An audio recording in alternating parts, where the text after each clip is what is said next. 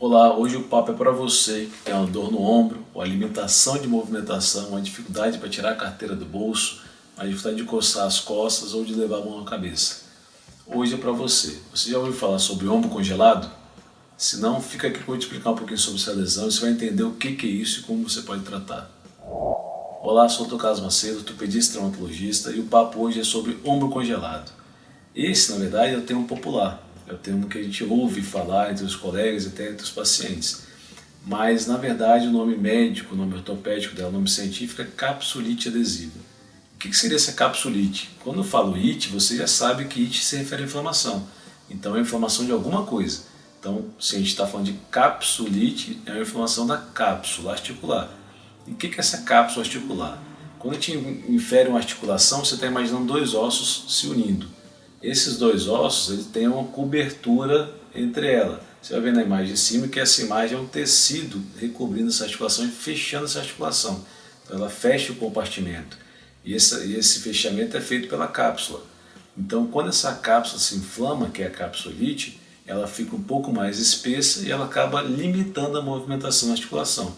Por isso que a capsulite adesiva é chamada de ombro congelado, porque ela promove um grande bloqueio de movimentação e grande dificuldade dessa articulação se movimentar. Por isso esse é o nome ligado a ela. Então vamos entender um pouquinho mais o que seria essa capsulite, por que ela se inflama, de onde ela vem. Então assim, a gente sabe que a causa da capsulite não tem nada específico ainda definido pelos trabalhos, pelos estudos. A gente sabe que ela pode ter a causa autoimune, é muito comum em pessoas que têm problemas de tireoide, diabetes, problemas hormonais, pessoas que teve um trauma, ou microtraumas, esforço, sobrecarga no ombro. Então a gente sabe que essas pessoas são mais predispostas, mas não existe uma causa específica sobre ela que a gente pode falar exatamente que ela veio por causa daquela situação. Então várias situações podem promover essa capsulite. Então sabendo que a causa não é definida, a gente vai entender como é que ela funciona. A capsulite ela é basicamente dividida em três fases. Uma fase inflamatória, onde o ombro é muito doloroso, mas você ainda tem um movimento bom, ou seja, a cápsula está inflamada, mas ela não está espessada demais e ainda não está limitando a movimentação. Então essa cápsula você consegue o movimento do ombro, mas doloroso. E o que vai te diferenciar de uma tendinite e uma bursite, doutor? O que eu vou ver de diferente? Como é que eu vou saber que é uma tendinite? Como é que eu vou saber que é uma bursite e uma capsulite? Nessa fase inflamatória, os três são muito dolorosos. Só que a grande diferença é o quê? Que na tendinite, na bursite, você levantou o braço acima de 90 graus, principalmente, você sente muita dor. Já na capsulite adesiva, você com o braço abaixado, simplesmente sem movimento, ele é doloroso também. Então se você fizer um movimento com ele abaixado, você vai sentir muita dor também. Então a grande diferença da capsulite e a tendinite nessa fase inflamatória é o fato de um doer só com o movimento mais alto, o outro doer no movimento mais baixo também, inclusive. Então essa é a grande diferença inicial nessa fase inflamatória desses três sintomas, desses três diagnósticos. Evoluindo um pouquinho mais, como é que ela vai funcionar? Ela vem essa fase inflamatória, a segunda fase é a fase do congelamento.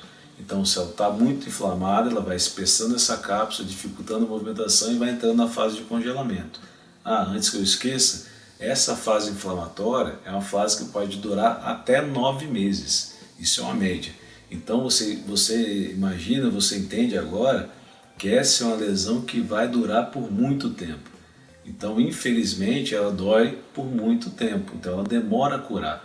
Então, a mesma coisa que eu disse em outros vídeos, a equalização de expectativas é sempre muito importante. Você entender que essa é uma lesão que pode perpetuar por um longo prazo.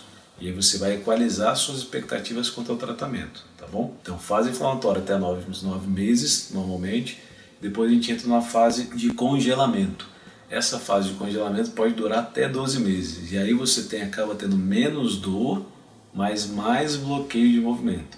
E o principal bloqueio do movimento que é bloqueado são as rotações. São os movimentos de rodar o braço para fora e para dentro. Então colocar a mão atrás das costas, tentar levantar, fazer a rotação para fora. Então esses são os movimentos mais acometidos na capsulite adesiva e é o mais característico dela. Então nessa fase de congelamento, que dura até 12 meses, é onde você vai sentir mais isso. E após os 12 meses, numa média, claro, a gente vai entrar na fase de descongelamento, onde você vai tendo menos dor e você vai ganhando mais movimento. Então essas são as 3 fases da capsulite. Como a gente vai fazer o diagnóstico? Como eu disse, dor, limitação de movimento. Isso é a dupla básica dessa inflamação, desse diagnóstico. Você vai perceber no exame esse bloqueio intenso dessa mobilidade. Antes de tratar, vamos diagnosticar, claro, a partir dos exames. Então a gente teve o exame clínico, que é muito característico, e a gente vai ter os exames de imagem agora. Mas é importante saber que na capsulite, o exame de imagem ele não é tão importante quanto imagina, ele não é tão essencial. Ele é mais importante para quê? Para você diferenciar a capsulite das outras lesões, das tendinites, das bursites, das lesões de tendão, lesões musculares. Isso é a grande importância do exame da capsulite, é isso. Então você pode lançar a mão do raio-x para você afastar uma artrose, uma limitação de movimentação por causa óssea de fato, ou osteonecrose ou artrose. Você pode passar a fazer ultrassom para diagnosticar a parte de lesão muscular, lesão tendínea e a ressonância do mesmo tipo. Já na ressonância você vai ver de fato na fase mais evoluída o espessamento capsular, espessamento ligamentar, que aí você vai inferir que você tem uma capsulite adesiva. Mas ele não é um exame que vai determinar o seu tratamento de fato. Se você tem um quadro clínico bem elucidativo, você não tem necessidade essencialmente do exame de imagem. Com esse diagnóstico fechado, a gente vai começar a tratar essa lesão. E aí que está o X da questão. Então, até aqui, a gente falou de diagnóstico, falando da evolução da lesão e das fases, das fases da doença. Então, agora vamos na parte mais importante, que é o tratamento. Mas se você está gostando desse vídeo, antes de mais nada, dê um like nesse vídeo, compartilhe com seus amigos e familiares e vamos tentar difundir um pouco mais esse conhecimento, tá bom? Então vamos lá, continuando, o tratamento vai ser o quê? A primeira coisa é tentar entender em qual fase que você se encontra. Se você se encontra na fase inflamatória, ali o seu ponto é dor. Você está mais doloroso do que bloqueado. Então ali a gente tem que tratar focado na sua dor. Você vai usar medicamentos analgésicos, anti-inflamatórios, a fisioterapia, a acupuntura, o agulhamento a seco. São terapias que vão tentar aliviar a sua dor. A onda de choque é muito bem-vinda nesse caso, que é a parte inflamatória. Então você tem um menu de tratamento voltado para a sua dor. Ali você vai focar simplesmente em aliviar a sua dor. Então não é uma fase, que é um erro que a gente vê muito comumente na parte com os colegas ou até mesmo os fisioterapeutas, que é tentar sempre estimular a mobilização numa fase muito inflamatória. Esse estímulo de mobilização pode até piorar o seu quadro de bloqueio. Então nessa fase a gente vai focar simplesmente em aliviar a sua dor, tá bom? Então é importante identificar a fase que você se encontra.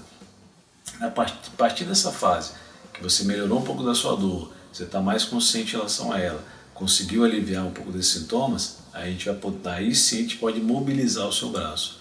E aí quando a gente fala em mobilização, é o fisioterapeuta de fato colocando a mão em você e tentando fazer essa liberação da articulação. Caso ele não consiga, existem algumas medidas terapêuticas que você pode fazer. O bloqueio anestésico na região do ombro, que vai bloquear o nervo que irriga essa cápsula e vai acabar aliviando um pouco mais a sua dor e ajudando o relaxamento capsular. E aí o físio pode ganhar um pouco mais de manipulação nesse braço, de mobilidade nesse braço. Então essa fase de congelamento é onde o fisioterapeuta tem grande importância de fato na sua manipulação. Então tem que ser manual. É ele pegar no seu ombro e movimentar sua escápula, sua articulação glúteo-numeral, tentar soltar essa articulação. Então essa fase de congelamento, o físio é extremamente importante ele encostar em você para poder ganhar esse movimento. Então a partir dessa fase, a gente vai encontrar a fase de descongelamento, que é onde você já está com um movimento melhor, já tem menos dor e você está reabilitando a sua função. Então aí é muito importante você entrar com fortalecimento muscular, porque provavelmente, como você ficou um tempo parado, você de fato deve ter tido uma atrofia muscular, uma disfunção da cintura escápulo-torácica, você não tem mais aquele equilíbrio escapular, então você tem que trabalhar muito o fortalecimento e o equilíbrio muscular. Então são as 3 fases da lesão que corroboram com as 3 fases de tratamento. Então isso é muito importante porque é um erro muito frequente que a gente vê de você ver o paciente com inflamação na fase inflamatória sendo manipulado, urrando de dor e ali ele está nada mais que piorando o quadro inflamatório e piorando o quadro de congelamento. Tá bom, pessoal?